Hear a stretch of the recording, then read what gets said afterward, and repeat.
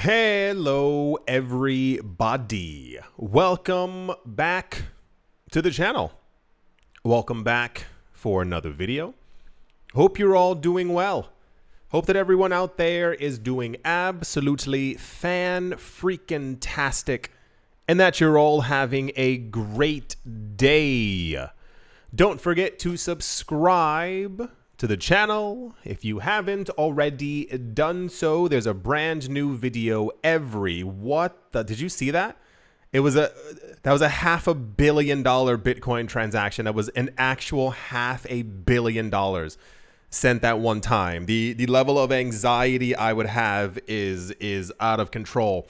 Something about subscribe. I already forgot what I was saying. It was a $500 million worth of Bitcoin being sent. Like, what am I supposed to? And without any further ado, let's jump right into it. No, I actually think it's kind of weird when people do stuff like that. And I understand if it has to be sent, that makes sense. But the problem actually is like the nerve that it would take to send $500 million all at one time through one transaction is a little intense. Welcome back for another edition of Higher. Yes, we have seen the last 3 weeks the discussions that the cryptocurrency market is going to go higher. Prices are still undervalued, and we're expecting, as it were, in the coming weeks. Yes, my friends, we are here. We've gotten to the point where the conversation is now weeks and no longer months or a year away.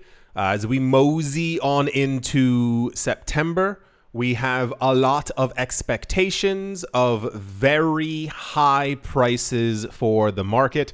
We're expecting a number of ETFs to potentially be given the yes within the United States. There's a couple of, I think the last couple of days, I think many of them were once again pushed back into October.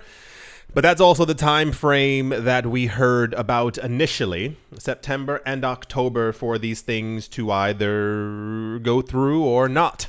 And if they all go through, if many of them go through, if some of them go through, we're expecting prices to go a lot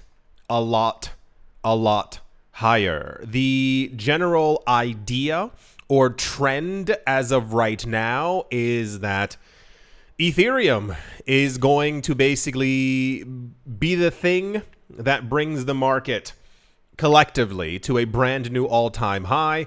This has to do with the fascinating companies we've been hearing about who have announced purchases of $500 million worth of Ether, $1.3 billion worth of Ether, and also plans to accumulate 20x more than they currently have in the coming days. Days, once again, not months, not years. It says Ether may climb to over $8,500 if Bitcoin makes a highly anticipated move to $150,000 per coin, according to a trader's analysis of past bull market trends. This one relatively mimics, and I think the mimics are quite fascinating in that years ago, we would hear from anywhere from 10 to 15 analysts over the course of a year. We hear from some of them 3, 4 times, 7 times, what have you, multiple times, but they always came to different conclusions as to where they believed the market was going to go. There was always generally quite, it would vary. I think Bitcoin's going to 35. I could see Bitcoin at 82. Bitcoin's definitely going to $112,000 this run. We're going to see a $500,000 Bitcoin. So we would sit there anxiously and to try and see which one of them was correct. Now it appears like, and has for some time, that they're kind of all on the same general trend line, considering where they believe prices are going to go.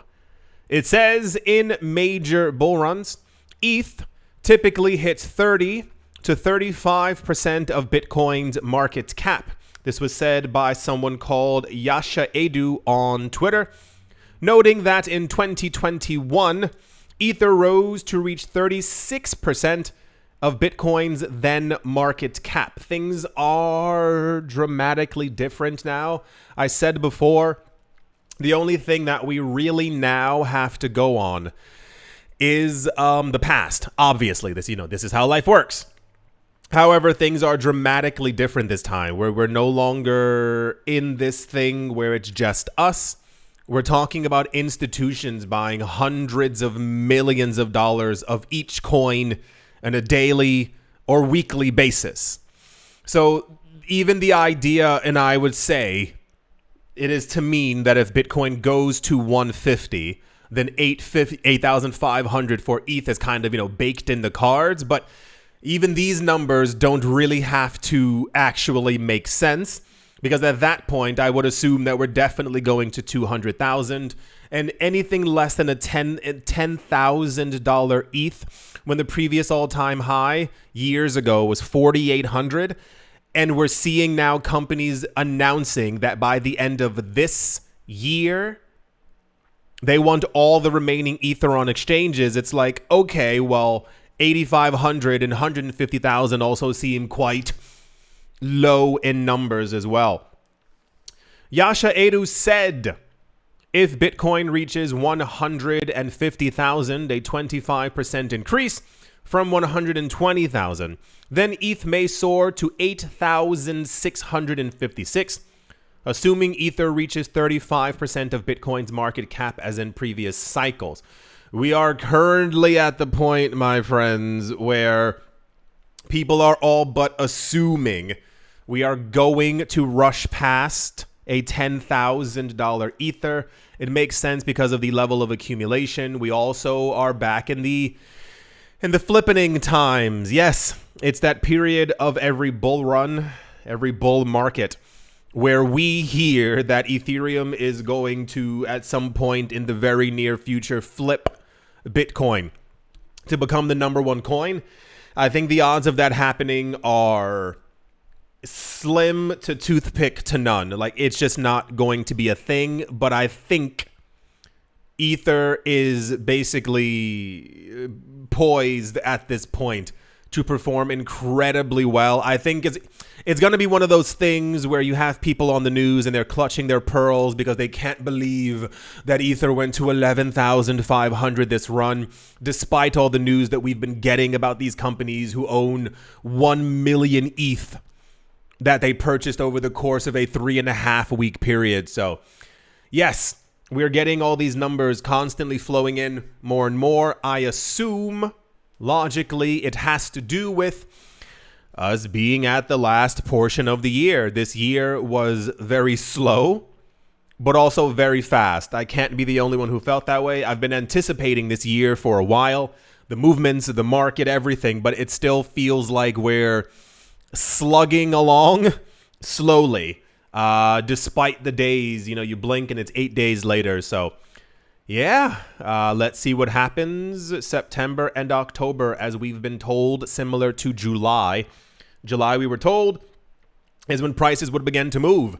We got to July, prices began to move. September and October are meant to be the beginning of the radical price movements higher for the market, and let's see what ends up happening. Yeah, that's the Ether may go over 8,500. I would assume soon. And yeah, let's move on. Also in the news, a company by the name of the Smarter Web Company, a little bit on the nose. A London-listed firm has announced the acquisition of an additional 295 Bitcoin as part of their 10-year plan, which includes a treasury policy focused on Bitcoin accumulation. They currently have 2,395 BTC. This happens often. This isn't any kind of radical or weird or confusing or insane news. It just has more to do with the fact that we keep hearing about these companies multiple times over the course of a week. The acquisitions are not slowing down, and I dare even say a lot of times if we do get news about, 295 Bitcoin, many times it won't even really enter the news as popular news, or it won't be as spoken about because people are very blasé more or less about these numbers because we are used to hearing acquisitions of 15,000 Bitcoin, 35,000 Bitcoin. No, and I won't even say these smaller numbers because it's not. These numbers still add up quite quickly. There's less and less Bitcoin and Ether on exchanges all the time. It's only going to, that is a huge bug bite. Jeez Louise, I didn't even notice that. It looks like someone punched my leg. Oh my gosh. More and more crypto all the time, and this trend will not end as long as crypto is able to go up in price. We're going to continue to see the big money rolling in every single day from hundreds of different public companies. Yeah, that's the Smarter Web company, has almost 2,500 Bitcoin. And yeah, let's move on. Very popular news, as you might have imagined, as we roll into ETF season. A lot of companies are now again beginning to file for other different coins. It has been relatively established which coins are going to make it, which coins are very popular, and kind of where the big money is going to. This is right on the nose as well, but slightly different because it has to do with Grayscale. Grayscale being the company who sued the SEC, won in court, and actually got us the first Bitcoin ETFs.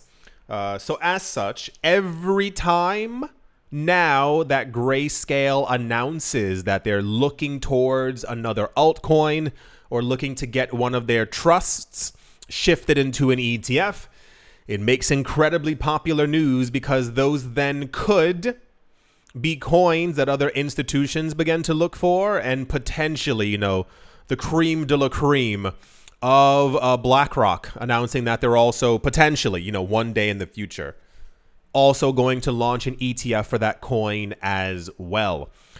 Grayscale Investments has registered 2 new statutory trusts in Delaware. They are for Cardano and for Hedera HBAR Hashgraph. We heard a lot about Hedera last year. I, for the life of me, cannot remember why. I think it's because they were kind of like sprinkled into the news every now and again. It's Hedera, Chainlink. What are the other coins? There were many other coins. Like, they were like the 3rd generation of like hype coins. Cardano being like the 2nd wave, what have you, many years ago. But Hedera, oh gosh, it was Hedera, Chainlink. What was the other one that was working with, whatever. There were many other coins 2-3 years ago that were kind of touted as the brand new coins that were going to overtake Ethereum, that were going to push aside Cardano. You get the point. So yes, here we are once again talking about these actual coins, signaling that Grayscale may be preparing to launch a spot exchange traded fund for both assets. The filings, dated on the 12th of August, list the entities as the Grayscale Cardano Trust ETF, so they're clearly trying to get these to go through, and the Grayscale Hedera Trust ETF, both organized as general statutory trusts. The registrations appear on Delaware's official corporate records portal and follow a pattern the asset manager has used before when preparing for ETF launches. This will probably more than likely. The SEC has this is actually quite pertinent. We heard recently before, this was sometime in July, maybe late June, the SEC announced that they're changing their rules for actually listing ETFs. It's very important. So previously, a company would file with the SEC. You would have to beg and grovel, and then you would have to wait around 6 months, maybe 9 months, what have you, to hear from the SEC if this was going to go through, with constantly them saying, oh, we need more time. We need more time, that kind of thing. They announced a month and a half ago that apparently, allegedly, if a large trading platform, they listed Coinbase in their description, if Coinbase has a futures for any coin that has existed for more than 6 months, then basically it's kind of smooth sailing. That was really big. Also, I mean, no one spoke about this news. It was the weirdest thing in the entire world that we got news that we might not have to actually beg and plead the SEC anymore. They basically said if a coin has had a derivatives product of some sort on a trusted institutional website, Coinbase once again being listed, and that, you know, they've had futures or some other type of thing happening with that coin for more than 6 months. Nonetheless, if the coin has been popular and, you know, has had this thing, you know, futures on Coinbase for the last 2 or 3 years, the SEC said that would be basically a given that that coin was going to get an ETF approved. So yeah, Grayscale has filed again. I hope that this is the point where the SEC's rules have changed, because Cardano and I assume Hedera definitely have had some kind of a derivatives or futures something on Coinbase, for especially Cardano, for a number of years. So as we near this weird looking finish line over the next 8 weeks or so, hearing how many of these actually get to go through, if we get, I say it again, if we get a lot of ETFs pushed through in the next 8 weeks, it basically kind of clears the path for many other altcoins to also have these as well. And to be completely honest, many of the things that have applications for ETFs will not be popular. I need to make that incredibly clear. The larger coins, yes, will definitely make it through, but don't forget that I think 7 or 8 of the 80 applications have to do with meme coins that no one's even using at the moment. So that's going to be quite fascinating. But I do still believe Cardano, XRP, Ethereum, Bitcoin, I wouldn't put Hedera directly next to them, but I think a lot of these coins are going to do really, really good over the next coming years. That's crazy. I can't remember the other one. Who was the company who was working with FIFA? There was one other chain that was working with FIFA. It was, oh, anyway, the point is, okay, cool, amazing, awesome. Grayscale has filed. We will probably, hopefully, hear something relatively soon if the SEC is being truthful with us. I think that's going to do it for this video. I do hope that you've all enjoyed. I hope that you're all doing well. I hope you're remembering to take care of yourselves. Hope you are remembering to do something nice for yourself every single day. You cannot just hyper focus on the cryptocurrency markets. You need to do something else. Prices. I have a friend. He used to, I had to talk him out of it. He used to look at prices like every 30 or 40 minutes. And I was like, do you think that you're magical? And he was like, what? I was like, do you think you looking at the prices is going to cause them to 10x while you're not looking at them? So prices will move when they move. When they move, it will be spectacular. You do not have to focus exclusively on crypto the entire day. There are other things for you to do. Go out and do them. Thank you all once again for watching, listening, liking, commenting, and supporting. And I will most certainly be talking to you all soon. See you.